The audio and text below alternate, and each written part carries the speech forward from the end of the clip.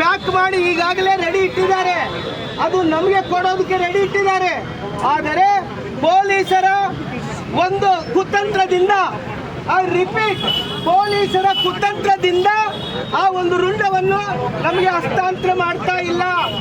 ಇದು ಕೇವಲ ಪೊಲೀಸರ ಒಂದು ದುಷ್ಕೃತ್ಯ. ಹೀಗಾಗಿ ಪೊಲೀಸರ ವಿರುದ್ಧ ನಾವು ಪ್ರತಿಭಟನೆ ಮಾಡ್ತಾ ಇದ್ದೀವಿ.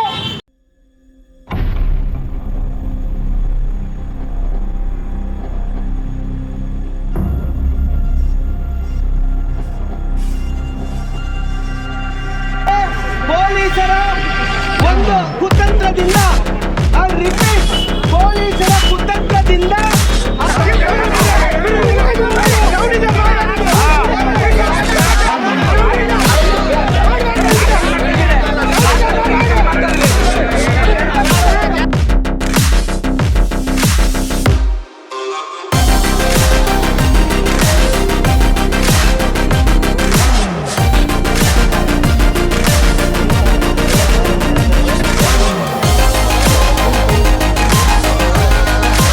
ತಾಯಿ ಹಾಲು ಇಲ್ಲ ಅಂತ ಹೇಳಿದ್ರೆ ಕೊನೆಗೆ ನಾವು ಹಾಲು ಕುಡಿಯೋದು ಈ ತಾಯಿಯ ಹಾಲು. ಈ ತಾಯಿಯ ಹಾಲು ಇಲ್ದಿದ್ರೆ ಯಾರು ಬದುಕೋಕ್ಕಾಗಲ್ಲ. ಯಾರು ಗೋವಿನ ಮಾಂಸವನ್ನ ತಿಂದಿದ್ದಾರೆ ಆ ನೀಚನ ಮಕ್ಕಳು ಈ ತಾಯಿಯ ಹಾಲು ಕೂಡ ಕುಡಿದಿದ್ದಾರೆ. ತಾಯಿಯ ಹಾಲು ಕುಡಿದು ತಾಯಿಯ ಕೆಚ್ಚಲನ್ನ ಹಲ್ಲುಗಳಿಂದ, ವಿಷಹಲ್ಲುಗಳಿಂದ ಅದನ್ನ ಕಚ್ಚಿ ಆ ರಕ್ತವಂತ ಬರೋ ರೀತಿಯಲ್ಲಿ ನಡ್ಕೊಂಡಾರೆ ಈ ನೀಚ ನನ್ನ ಮಕ್ಕಳೆಲ್ಲರೂ ಸೇರ್ಕೊಂಡು. ಹಾಗಾಗಿ ಇಂಥವ್ರಿಗೆ ಶಿಕ್ಷೆ ಆಗಬೇಕು. ಯಾವ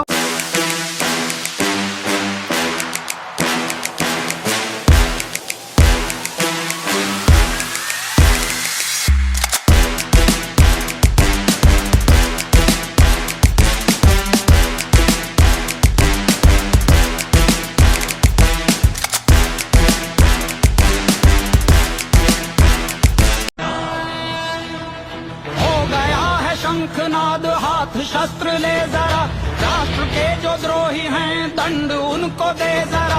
युद्ध स्वाभिमान का है, हारना है अब मना, धर्म को अधर्म से करना होगा सामना।